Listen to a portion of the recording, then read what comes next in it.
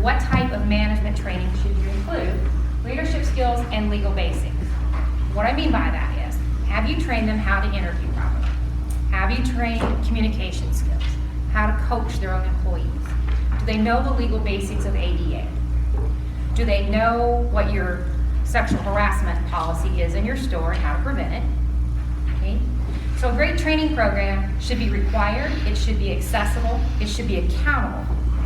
You can build it from the ground up. Okay, you can do that. Or you can go buy off the shelf stuff. You can go buy, I could go right now online and find 15 different videos on preventing sexual harassment in the store. But they're not going to be automotive. They're going to be very generic. Okay? And some of them will be very daily. Okay? So however you want to do it, but make sure you are providing this basic skill training. If you don't want to do any of that, we're going to launch a management training program in December. It's a 24-week course, okay, covering these basics, one course a week. Okay. Will it be out in the e-learning? It's e-learning. You have the information in your folders. Okay. I don't care what you decide to do, just train your people. Okay. All right. And the last step of our hiring process, follow-up. A lot of employees quit or you fire them in the first 90 days. We're talking about trying to retain them. So this is something that I put in place not too terribly long ago that seems to be working very well. And that's extra follow-up with that new hire. I like a few days after they're on the job, a couple of weeks, at the end of the first month, second month, and third month. And what I want to do with them is I want to touch base with them and I want to see how things are going. How's their training going? What are they doing? Are they doing the job that they thought they were going to be doing?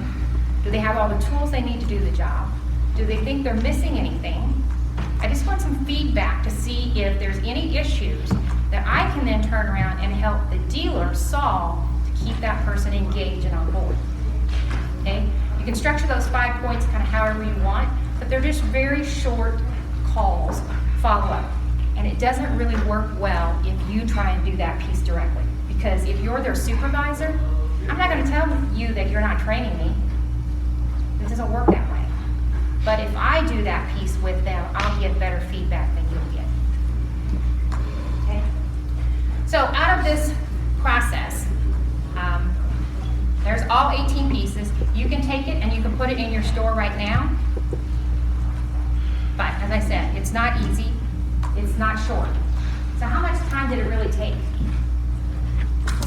That was 35 hours for one hire. Okay? Wouldn't be uncommon to spend 50 hours to find that right hire.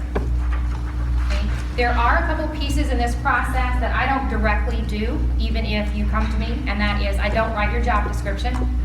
I will review your job description. I will work with you to help define your job description. Scott, you and I just did that with yours.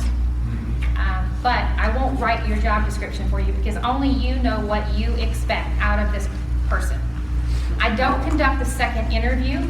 That's usually when I'm turning it over to you to interview them in person. I've done everything prior to that other than the job description. I don't make your hiring decision, and I don't onboard your people. Okay?